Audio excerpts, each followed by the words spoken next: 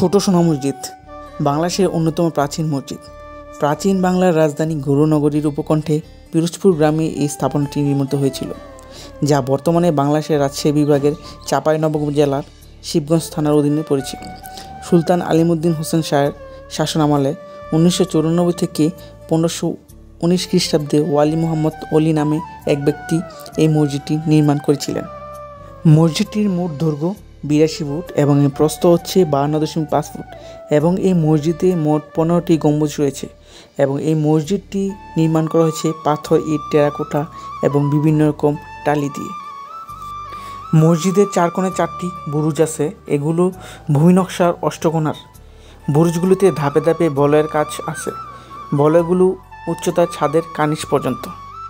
পুরো মসজিদের অলঙ্কারকরণে মূলত পাথর, ইট, টেরাকোটা ও টাইলস ব্যবহার করেছে। এদের মাঝে পাথর খোদাইয়ের কাজ সবচেয়ে বেশি। মসজিদের সম্মুখভাগ, বুরুজসমূহ, দরজা প্রভৃতি অংশে পাথরের উপর অত্যন্ত মিহি কাজ রয়েছে, যেখানে লতাপাতা, গোলাপ ফুল, ঝুলন্ত শিকল, ঘণ্টা ইত্যাদি খোদাই করা আছে। ফ্যাসাদগুলোতে 2 সারিতে প্যানেলের কাজ রয়েছে, নিচেরগুলো উপরের প্যানেলগুলোর চাইতে আকারে বড়।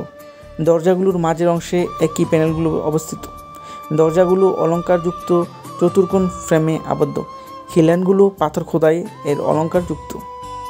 দুটো খিলানের মধ্যভাগে পাথরের অলঙ্কার রয়েছে। মাঝের দরজাটির উপরের একটি খিলানে পাওয়া যায়।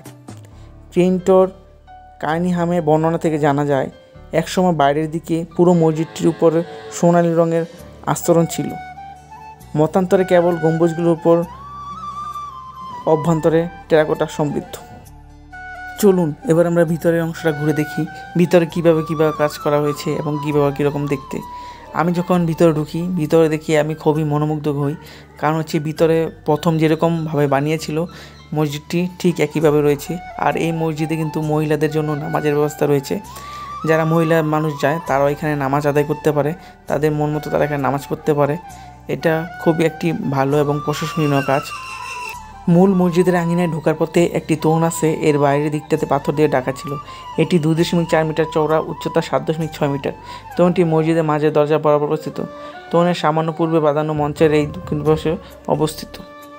মূল মসজিদের উত্তর দিকে একটি দিঘি রয়েছে, এককালে এতে বাঁধানো ঘাট ছিল।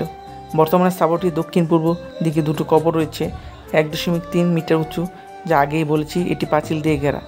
এই 2টি কবরের একটি কবর হচ্ছে মহিউদ্দিন জাহাঙ্গীর ও মেজর নাজমুল হক টুলুর। এরা দুজনে 1971 সালে বাংলাদেশ স্বাধীনতা যুদ্ধে মৃত্যুবরণ করেন। আর এই পুকুরের মধ্যে সবাই এখনও গোসল করে, মাছ চাষ করা হয় এবং এই পুকুরটি এখনও পরিষ্কার পরিচ্ছন্ন আছে, যে কেউ সেখানে ব্যবহার করতে পারে। তো আজকের মতো আমাদের এ পর্যন্তই হচ্ছে ছোট মসজিদটি ঘোরা।